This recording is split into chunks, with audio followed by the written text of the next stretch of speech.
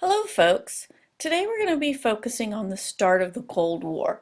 The Cold War is that period of time when the Soviet Union and the United States compete for influence around the world.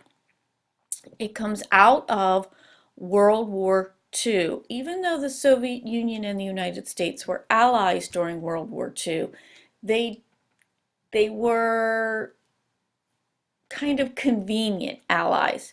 So after World War II, the Cold War almost immediately starts and will last until about the 1990s.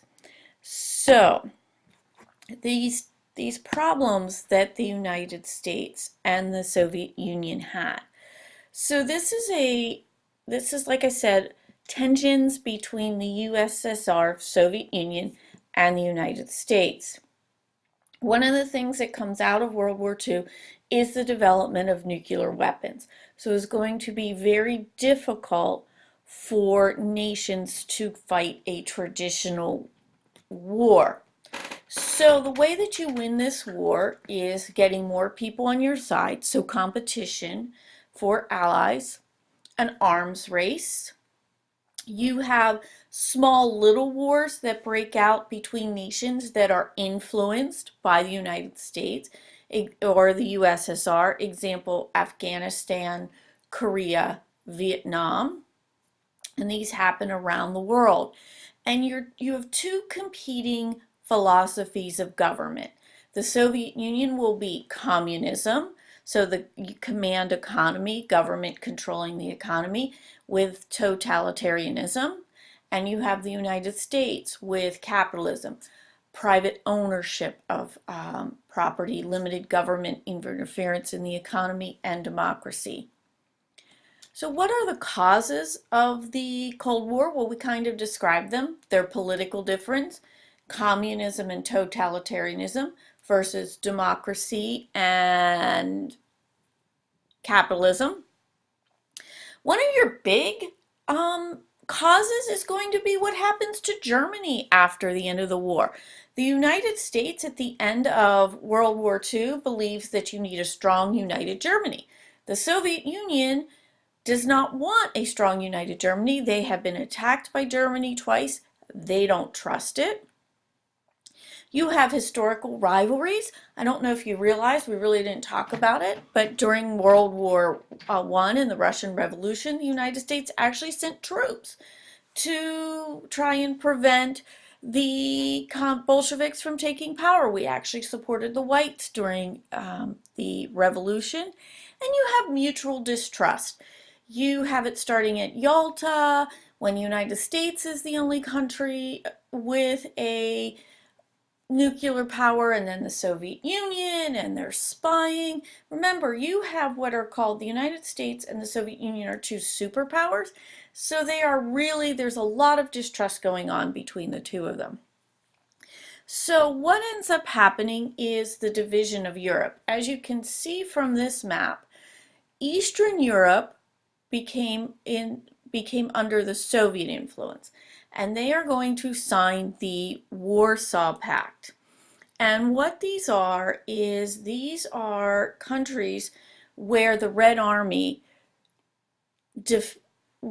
kind of liberated Europe during World War II, and the Soviet Union stayed. And the Warsaw Pact is the alliance, the military alliance between the Soviet Union and those Eastern European countries. Poland, Czechoslovakia, Hungary, Bulgaria, East Germany, because Germany will be split. NATO will be the response, the North Atlantic Treaty Organization. NATO is still with us today, and many of the former Warsaw Pact nations will join NATO when the Soviet Union falls. It's our military alliance between the US, Canada, and Western Europe. Its goal was to stop or contain the spread of communism to Western Europe. That is going to be the goal of US foreign policy, containment. So NATO was a military alliance that was developed to counteract Soviet influence in Western Europe. So what is, I mentioned containment. It's think about when you have a spill. When you have a spill, you don't want it to spread. Well, the United States is viewing communism as a spill. So their idea is to block the spread of communism. Okay, we know it's in Eastern Europe, we know it's in Soviet Union. We don't want it anymore. So some of the ways they're going to do this is keeping Europe divided between Eastern and Western Europe. So some of the ways you'll have that is the Marshall Plan. The Marshall Plan is where the United States gave money to Western Europe. And what happened with Western Europe is the United States, after World War II, sent machinery, money, tons of economic aid to rebuild Western Europe to stop communism spreading. We realized the faster we can get those economies built, the faster those countries can be built, the more likely they wouldn't develop communism. You get the Korean War coming out of this, where you're trying to stop the spread of communism into the Korean Peninsula. And this will happen after the Chinese communist civil war communist revolution was successful.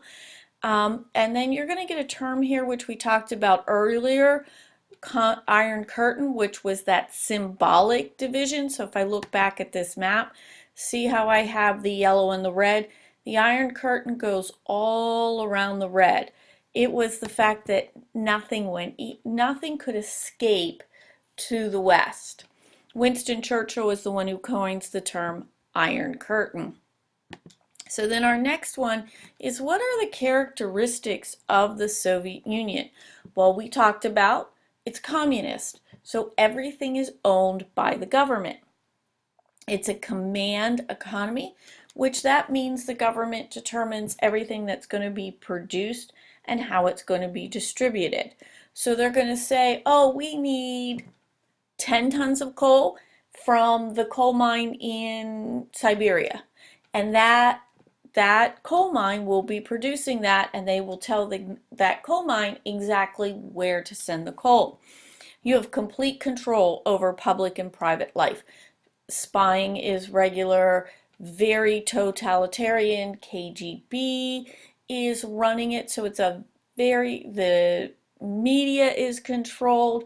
Everything is controlled in the Soviet Union. The motives of the Soviet Union is to spread communism around the world. Remember, Karl Marx said communism was to be a worldwide revolution. You want to keep Germany divided. So if I go back to this map, the invasions of the Soviet Union have always come through Eastern Europe. So you want this buffer zone between the Soviet Union and an invasion. So they'll have a buffer zone. And that's one of the reasons they want to keep Germany divided. And they want to keep U.S. influence very contained. They want to limit it, especially in Eastern Europe. So one of the things they're going to do is they're going to block radio broadcasts, Western newspapers, for example, in Soviet-controlled areas. The United States characteristic is it's a capitalist economy. So private ownership, limited government control of the economy. They believe in the free market. Every nation should be open, trade should be open, limited tariffs, breaking down trade barriers, and of course, democracy. The United States motives, as we talked about, was containment, promoting democracy and capitalism. We talked about the Marshall Plan. They're going to want to rebuild and stabilize, especially Western Europe, to keep the communist influence out. And their goal is going to be to reunite Germany. They do believe in a strong, united Germany. So these are some of the background to the Cold War.